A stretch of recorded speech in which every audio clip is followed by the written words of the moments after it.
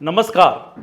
आज हम आपसे ये बात करने वाले हैं कि म्यूचुअल फंड के ऐसे फंड हैं जो म्यूचुअल फंड इंडस्ट्री के सचिन तेंदुलकर हैं, जिसने अपने लाइफ टाइम में तकरीबन 400 टाइम्स रिटर्न दिया है, यानी 1 लाख रुपया का वैल्यू 4 करोड़ से अधिक है। आज म्यूचुअल फंड इंडस्ट्री में बहुत सारे फंड्स हैं, मगर आज हम लोग डिटेलिंग करेंगे उस फंड की जो 1995 के अक्टूबर महीने में तकरीबन इसी टाइम में शुरू हुआ था और पिछले 30 वर्षों में उसने गजब का उत्साह, गजब के रिजल्ट्स दिखाए हैं।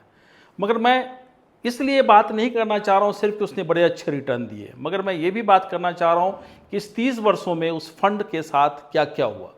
उस फंड के साथ काफ़ी कुछ हुआ, काफ़ी उतार चढ़ाव उस फंड ने देखे और इस फंड का नाम है currently Nippon India mid cap growth fund. शुरुआत में इस फंड का नाम हुआ करता था रिलायंस ग्रोथ फंड, जिस वक्त रिलायंस एज एएमसी इसको देखती थी। बाद में रिलायंस के जगह पे निपॉन ने टेक ओवर किया और इस फंड को निपॉन के नाम से जाना जाने लगा, Nippon India mid cap growth fund के रूप में।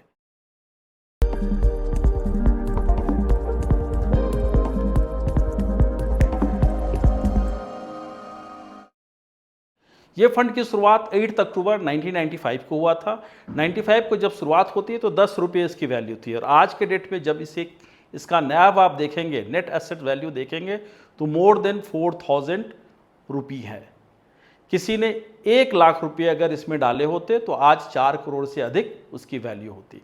मगर किसी ने SIP की होती तकरीबन 10,000 रुपये से हर महीने पिछले 30 वर्षों में, तो इसकी टोटल इन्वेस्टमेंट होता तकरीबन 36 लाख, टोटल 36 लाख के आसपास, और उसकी वैल्यू आज के रेट में मोर देन 25 करोड़ होता। यानी कि इस फंड ने सचमुच बहुत ही अच्छा रिटर्न दिया। मगर इस 30 वर्षों के दरमियान इसने काफ़ी उतार चढ़ाव भी देखे हैं। जैसे एग्जाम्पल के तौर पे कि जब 2000 के केतन पारेख या हम .com बस्ट कहते हैं, उस वक्त इस फंड ने कैसा किया। इसके अलावा फिर हम लोग ये भी डिस्कस करेंगे कि 2008 में जिस वक्त पूरी की पूरी दुनिया में ग्लोबल फाइनेंशियल क्राइसिस हुई थी, तब इस फंड ने क्या किया। कोविड के क्राइसिस के दौरान इस फंड ने कैसा किया। यानी कि मेरा कहने का मतलब क्या है कि फंड की परफॉर्मेंस सिर्फ पेपर्स पे आज के डेट में नंबर देखेंगे तो बड़ा अच्छा लगेगा, मगर पैसा उन्हीं लोगों ने बनाया है जो इस फंड्स में लगातार बने रहे। एग्जाम्पल के तौर पे 2000 ईस्वी की मैं बात करूं क्योंकि 95 से स्टार्ट हुआ था, तो 2000 ईस्वी में इसका हाईएस्ट नैव था 24 रुपीज़ 54 पैसा, हाईएस्ट नैव था।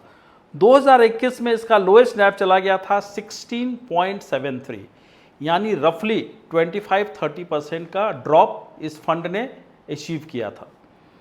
2008 में जब देखेंगे हाईएस्ट जनवरी के महीने में 1 जनवरी को इसका नैव हुआ करता था 476.85, यानी 476 रुपया 85 पैसा, जबकि उसी साल 2008 के ही 1 दिसंबर को अगर देखेंगे तो इसका NAV आ गया था 197.33। कोविड के दौरान 1 अप्रैल 2020 को अगर इसका नैव देखेंगे तो 812 रुपया 75 पैसा था, 812 रुपीज़ 75 पैसा, जबकि उसी साल पोस्ट कोविड 1 दिसंबर को अगर देखेंगे 2020 में तो 1324.91, यानी 1324 रुपया 91 पैसा, 91 पैसा की इसके NAV थी। यानी नैव में इन बिटवीन कई बार फ्लक्चुएट हुए हैं और इस चार्ट के माध्यम से आप पिछले 30 वर्षों का इसका नैव का फ्लक्चुएशन भी देख सकते हैं। यानी इसका मतलब क्या हुआ कि जो बेस्ट प्लेयर भी इंडस्ट्री का, इससे बेहतर कोई प्लेयर आज के डेट में नहीं देखा गया। दोनों कारण से कि लंबे समय तक 30 वर्षों तक ये फंड है भी और इसने बहुत ही अच्छा रिटर्न दिया है।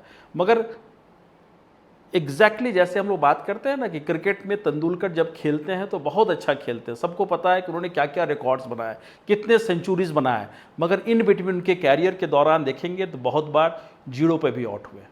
उसी तरह से इस फंड ने भी कई बार निगेटिव रिटर्न दिया है इन बिटवीन। कोई इसको देख के घबरा के अगर निकल गया होगा तो उसने पैसे नहीं बनाए, पैसे उसी ने बनाए जो लगातार इस फंड में बने रहे। देखिए, फंड हाउस, फंड मैनेजर्स तो अपना काम करते हैं, मगर सेम टाइम एक इन्वेस्टर के रूप में ये काम होता है कि हमें उस फंड में बने रहना होता है और जब खास के बैड फेज चले तो हमें पेशेंस और परसिवरेंस की ज़रूरत होती है।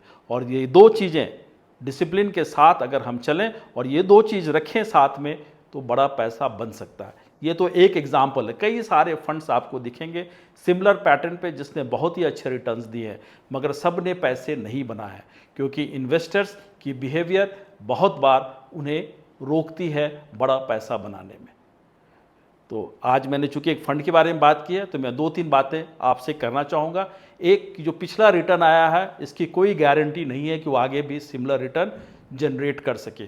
दूसरी बात यह है कि म्यूचुअल फंड में अगर आप इस फंड में इन्वेस्ट करने का मन बना रहे हैं तो सिर्फ मेरी बात सुन के मत कीजिए, आप इसका या तो खुद ड्यू डिलिजेंस कीजिए कि आपके लिए कितना सुटेबल है, या फिर किसी प्रोफेशनल जिनके साथ आपका जुड़ाव हो उनके साथ बैठ के आप समझिए कि आपके लिए फ़ंड सुटेबल है या नहीं है।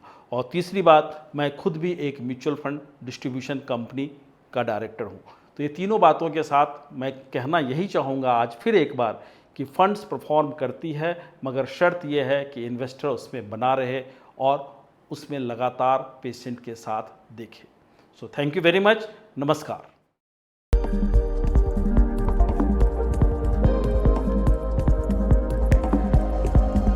Mutual fund investments are subject to market risks. Please read the offer document carefully before investing.